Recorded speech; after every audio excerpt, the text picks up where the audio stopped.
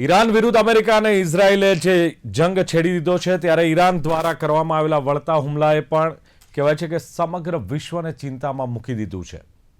નમસ્કાર, આપ જોઈ રહ્યા છો લોકમંચ અને વાત કરવી છે ઈરાન સાથે યુદ્ધના 5 અઠવાડિયા સુધી આ યુદ્ધ ચાલી શકે એવું જ્યારે ટ્રમ્પે કહ્યું ત્યારે તમામને આશ્ચર્ય થયું અને સાથે જ જે ઇઝરાયેલના પ્રેસિડેન્ટ છે નેતન્યાહુ એમણે કહ્યું કે ઈરાન માત્ર ઇઝરાયેલ માટે નહીં પરંતુ સમગ્ર વિશ્વ માટે ખતરો છે।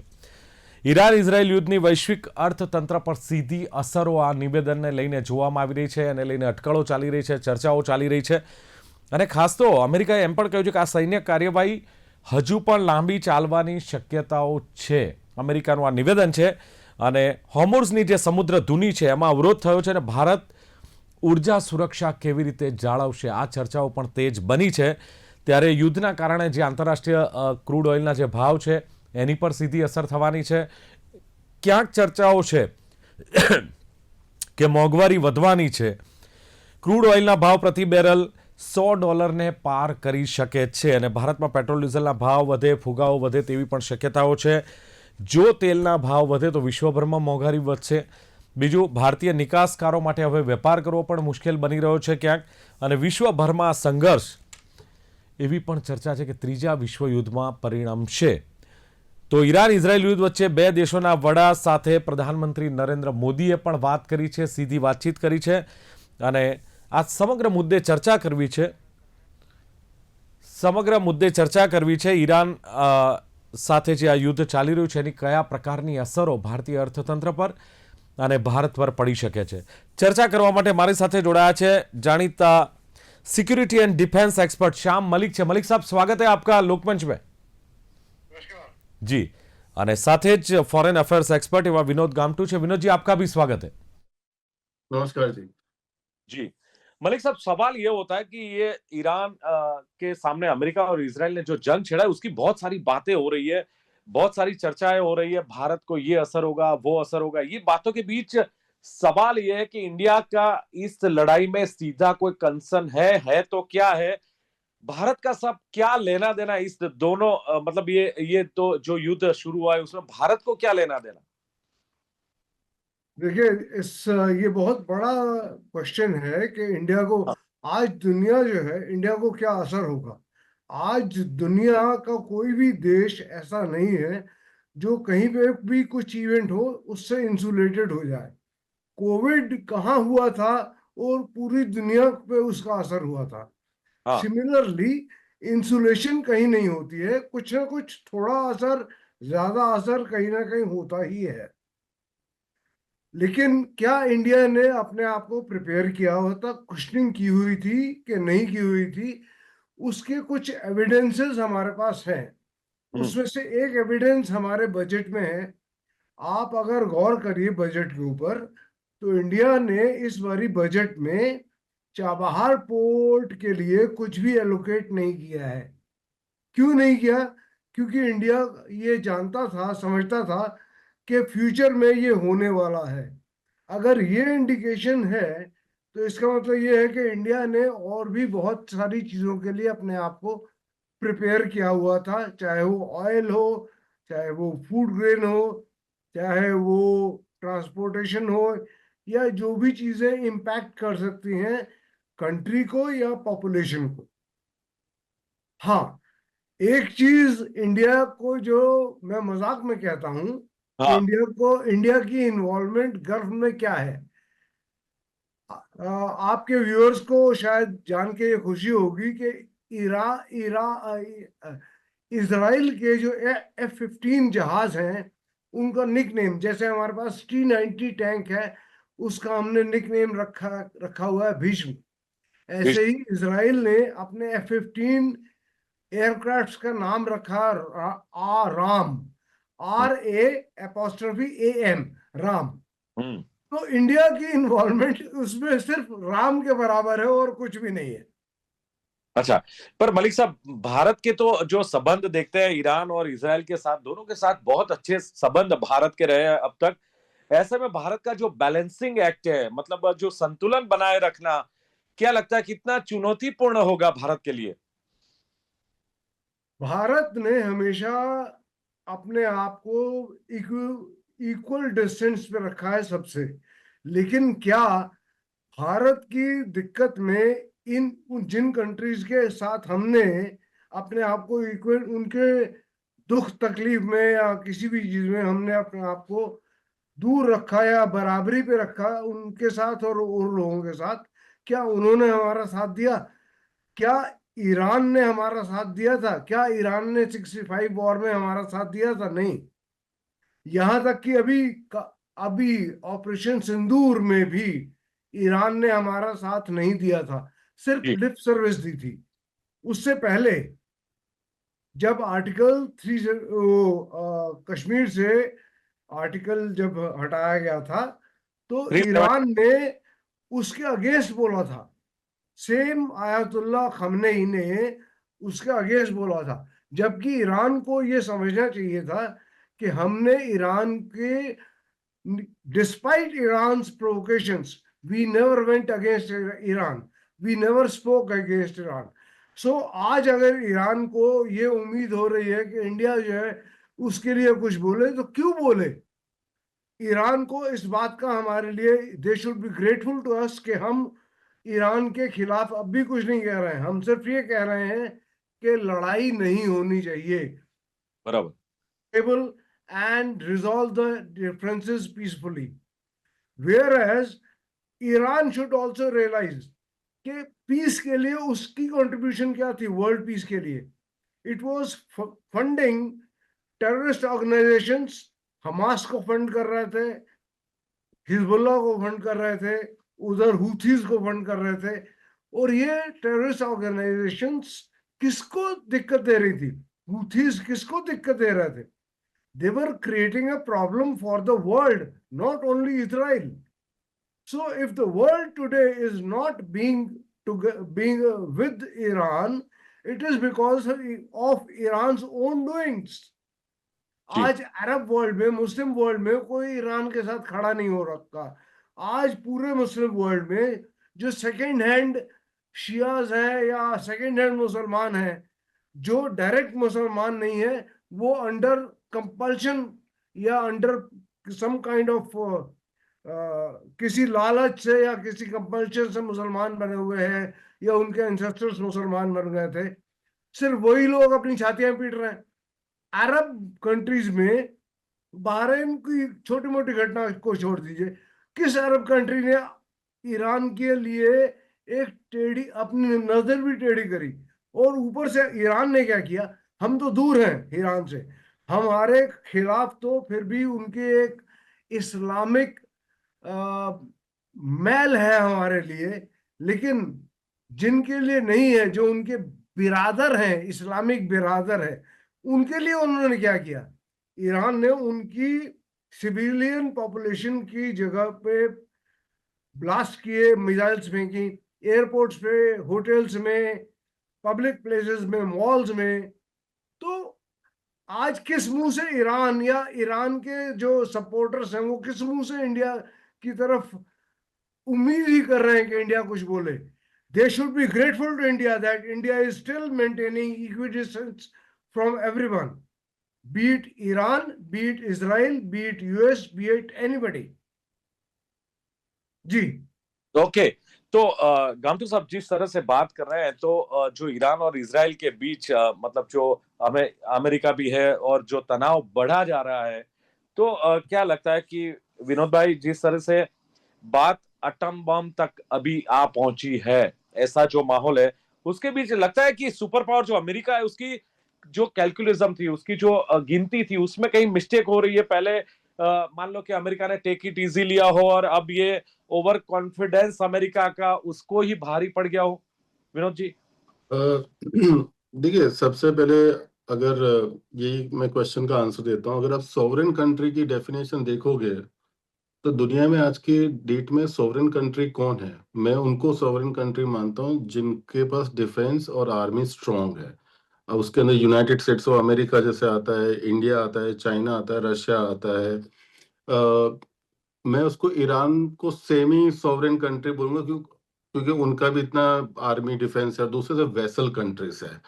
तो ये जो सिचुएशन है, अगर यूनाइटेड स्टेट्स ऑफ अमेरिका ने उसने I would say miss calculation slightly, उसको ईरान को हल्के में इतना नहीं लेना था। बट आई डोंट से कि वो ईरान इतना भी स्ट्रांग है कि यूएस के अगेंस्ट में, कि यूएस की मिलिट्री जो है और यूएस के पास जो इक्विपमेंट है, जो डिफेंस इक्विपमेंट है, मैं आज भी मानता हूँ दुनिया की सबसे बेहतरीन equipment United states of America के पास है। आप चाहे कोई में से डिबेट कर ले, रशिया की बात करें, चाइना की, आई कंपेयर यूएस से नहीं होती है। बट आर्मी बड़ा होना, इक्विपमेंट अच्छा बड़ा होना, वो अच्छी बात है। लेकिन देखो, आप ईरान का सिचुएशन देखोगे, ईरान के पास क्या है एक्चुअली अगर आप लड़ने के लिए। ईरान आपको प्रोफेशनल आर्मी की तरह नहीं लड़ेगा आपके साथ। जैसे कि भी जैसे इंडिया है तो इंडिया अगर हम लड़ेगा तो प्रोफेशनल आर्मी के साथ लड़ेगा, वो प्रोफेशनल आर्मी के साथ नहीं लड़ेगा क्योंकि उनके पास कोई नेवी इतना स्ट्रांग नहीं है। आप समझो, उसके जी। पास जो जो स्ट्रेंथ है वो क्या है, उसकी बैलिस्टिक मिसाइल्स, क्रूज मिसाइल्स और लॉइटरिंग एम्यूनेशन, यानी कि आपका ये समझ लीजिए कि ड्रोन्स, ठीक है। ये ड्रोन्स भी चाइना और रशिया ने उनको बहुत हेल्प किया, और बैलिस्टिक मिसाइल्स और क्रूज मिसाइल्स ये लोगों ने बहुत सालों से किया हुआ है डेवलपमेंट। अब आप ये समझिए कि इन्होंने जैसे कि पहले दिन पे 1 मिनट के अंदर इसराइल और यूएस ने इनके अराउंड 42 ऑफिसर्स को विद खमेनेई पूरा मिसाइल से उनको पूरा ब्लास्ट कर दिया, खत्म कर दिया। अब इनका दिक्कत क्या है कि आईआरजीसी जो है, वो जो जो ढंग से काम करता है ईरान के अंदर, वो एक कॉर्पोरेट स्ट्रक्चर की तरह काम करता है वो। जहां तक मेरा अंदाज है, तकरीबन 31 उनके सेक्शंस में स्प्लिट किया हुआ है आईआरजीसी को। इसका मतलब ये है कि भाई पूरे ईरान के अंदर, जैसे भाई तेहरान है तो तेहरान के अंदर एक यूनिट है, उसका आईआरजीसी का जो भी कमांडर है, उसको ईरानियन आर्मी या ईरानियन प्रेसिडेंट से परमिशन लेने की जरूरत नहीं रहती है। अभी हम्म। 31 जो कमांडर्स है, 31 जो इनके जो स्प्लिट होके जो ये पूरे सेक्शंस है, अब इनका माँ बाप कोई नहीं है। तो अब ये लोग क्या करेंगे, आपको परेशान कैसे करेंगे, मिसाइल्स, ड्रोन से। और इनके पास मिसाइल्स तकरीबन 8-10 हजार तो है, इनके पास ड्रोन्स भी इतने हैं। अब ये सीधा तो आपके साथ नहीं लड़ पाएंगे। देखो, इसराइल और यूएस के साथ आप सीधा लड़ ही नहीं पाओगे, वो हम्म। बहुत पावरफुल है। और दूसरा क्या, यूनाइटेड स्टेट्स ऑफ अमेरिका की बात कर रहा हूँ, जैसे कि डोनाल्ड ट्रम्प ने कहा कि ये 5 to 6 वीक्स चलेगा। देखिए, मेरा ये मानना है, कोई भी वॉर स्टार्ट होता है ना, वो कर तो देते हो आप, कोई भी कर देता है, आई मीन खत्म कब होगा किसको नहीं मालूम है। क्योंकि और ये मिडल ईस्ट का अगर आप देखो, इतिहास उठा के देख लो, आज आपके हाथ में इराक देख लो आप, सीरिया देख लो, यमन देख लो, लीबिया देख लो, ये सब क्या है, ऑलरेडी इनको सब खत्म कर ही दिया है ना यूनाइटेड स्टेट्स ऑफ अमेरिका ने, इवन अफगानिस्तान। लेकिन फिर भी देखो, इंसर्जेंट्स वहाँ कितने हैं, मलेशिया ग्रुप्स कितने हैं वहाँ, मर्सनरीज कितने हैं, वो आपको परेशान करते ही रहेंगे। अब दिक्कत यहाँ पे आता है ईरान के अंदर, ईरान जो हॉर्मुज स्ट्रेट है, उसको बहुत हद तक कंट्रोल करता है। क्योंकि अगर हॉर्मुज स्ट्रेट का अगर आप मैप देखोगे, तो वहां से ही पूरा United Arab Emirates, Oman, Bahrain, Qatar, सबका ये क्रूड ऑयल और एलएनजी जाता है। जैसे इंडिया का नियरली 30 to 35%, मे बी 40% जितना हमारा क्रूड ऑयल वहां से आता है। अब एलएनजी, जैसे कल कतर पे भी अटैक हुआ था तो कतर ने एलएनजी बंद कर दिया, तो उसका प्राइस एक ही दिन में 20% बढ़ा, फिर दूसरे दिन 20% बढ़ा। तो ये जो दिक्कत है, जो हॉर्मुज स्ट्रेट है, और ईरान को मालूम है कि वो कंट्रोल करेगा ही। तो हम्म। ये जो चीज है जो एकदम, अगर आप देखोगे, मेरे हिसाब से यूनाइटेड स्टेट्स ऑफ अमेरिका और इसराइल क्या कितना भी बॉम्बिंग कर रहे हैं, कारपेट बॉम्बिंग, क्लस्टर बॉम्बिंग, कुछ भी करेंगे, वो कहीं पर तो क्या होगा कि इनके जो मिसाइल्स है, जब तक उनका जो हवा में आ रहा है, जब वो कब खत्म होगा, जब कोई किसी के साथ बैठ के बात करोगे तो। वरना ये वॉर, चाहे डोनाल्ड ट्रंप ऐसा बोल रहा है 5 to 6 वीक, मैं तो चाहूंगा कल खत्म हो जाए। क्योंकि ये क्या हो रहा है कि देखो, आग कहीं पे लगी है, धुआं पूरी दुनिया में है। विनोद जी, क्योंकि भारत की कुछ भूमिका देख सकते हो इस वॉर के बीच में, जो पहले हमें रूस और यूक्रेन के संकट में देखने को मिली थी? से मेरा मानना है कि इंडिया कुछ नहीं कर पाएगा इसके अंदर। क्योंकि क्या है कि देखिए, आपका पहले तो सबसे पहले ईरान में आप किससे बात करोगे, उनके माँ बाप ही नहीं रहे, यानी कि जो बड़े बड़े ऑफिसर्स थे, मेन थे, इन्होंने तो वो सबको निपटा दिया है, इसराइल और अमेरिका ने। और बाकी अब किससे बात करोगे। और अब ये क्या होगा, देखिए अब दूसरा फैक्टर समझ, जब जब आपका जो जो ऊपर का जो लीडर जो है, आपका जो जो लीडरशिप है वो चला जाता है, तो नीचे के लीडरशिप में हर किसी को राजा बनना होता है, हर किसी को एक डिसीजन मेकर बनना है। तो ये अपने सब पावर्स फ्लेक्स करेंगे। मैं नहीं समझता कि इंडिया उसमें कुछ कर पाएगा। हम्म, और क्या है कि आप किसी सॉवरेन कंट्री के साथ बात करके कुछ बात कर सकते हो, लेकिन ये सॉवरेन कंट्री नहीं है, ये मिलिशिया ग्रुप वाला कंट्री अब बन गया है। और इन्होंने जो स्ट्रक्चर बनाया है बस सबको हार्म करना है। उन्होंने किसी को पूरे अरब कंट्रीज के अंदर, आप देखो सुबह उसने रियाद के अंदर जो यूएस कॉन्सुलेट पे अटैक किया, दुबई के अंदर फिर उसका एक जो ये क्रूड ऑयल का जो भी स्टोरेज था वहां पे अटैक हुआ, फिर कुवैत के अंदर भी उन्होंने यूएस बेस पे अटैक किया है। तो आप समझे कि उन्होंने जहाँ पे जहां जहां भी इनका थोड़ा भी शिया ग्रुप का जो भी सपोर्ट है, जैसे कि इराक के अंदर नियरली 40-50% जितने शिया है, फिर आप देखिए थोड़ा आपको बहरीन के अंदर, सीरिया के अंदर, तो ये लोग सब क्या है, जो एक्सिस ऑफ रेसिस्टेंस है वो सब एक्टिवेट हो चुकी है। वो कहते हैं जिन बाहर निकल चुका है। अब इनको कंट्रोल करना, ये एक बड़ा ही एक मेरे हिसाब से बहुत ही बड़ा क्वेश्चन है और बहुत बड़ा चैलेंज है इवन यूएस और इसराइल के लिए। अगर ये कर सकते हैं तो उनके लिए भी अच्छा है, दुनिया के लिए भी अच्छा है, मैं तो ये मानता हूँ। बिल्कुल। क्या आप मलिक साहब मानते हो कि जो यूएस और इसराइल है, पहले मतलब उन्होंने जब तनाव बढ़ा धीरे धीरे जो टेक इट इजी लिया था, फिलहाल ऐसा लगता है आपको कि सुपर पावर अमेरिका के कैलकुलेशन में कुछ कुछ मिस्टेक उसको भी एहसास हो गया है, अमेरिका को भी? नहीं सर, देखिए, 2 दिन is too short a time. और आप एक चीज मत भूलिए कि ईरान के पास मिसाइल्स जो हैं वो हैं। ईरान के पास एक सप्लाई चेन है मिसाइल्स की, चाइना, रशिया, नॉर्थ कोरिया। जब तक ये मिसाइल्स जो हैं एग्जॉस्ट नहीं हो जाती हैं, तब तक ये वॉर एंड, इस वॉर को एंड हो जाना चाहिए, ये सोचना भी गलत होगा। फॉर द वर्ल्ड पीस ये सब मिसाइल्स का स्टॉक फाइल जो है, इसे एग्जॉस्ट होना ही चाहिए। अगर वो ईरान के वॉर में हो रहा है, बहुत अच्छी बात है।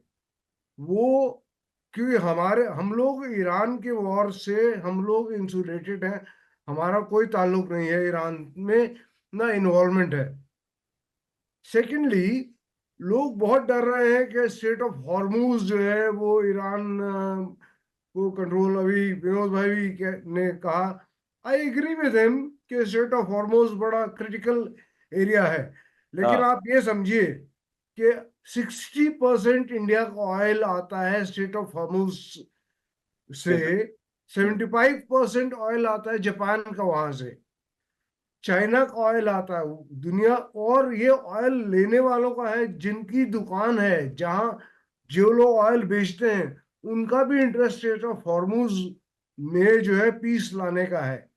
तो चाहे वो कारपेट बॉम्बिंग हो, चाहे वो मैसेकर हो, चाहे कुछ भी हो, स्ट्रेट ऑफ हॉर्मूज बहुत जल्दी आप देखिएगा, the first area to get freed from the threat of Iran would be the Strait of Hormuz, and that is in the interest of everybody, not only India, not only the people who are buying things from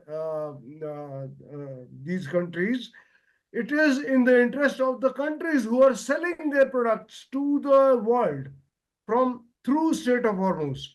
तो इसलिए जो first किला जो गिरना चढ़ होगा, वो गिरेगा straight of Hormuz का किला। उसके बाद ईरान में, आप ईरान की वॉर को 10 दिन से पहले आप उम्मीद ही मत कीजिए कि वहां pay anything would cool down. Yes, अच्छा। 10 दिन के बाद इफ योर, आपकी पेशेंस जो है रन आउट करने लगे, that would be a very valid reason for you to lose your patience after 10 days.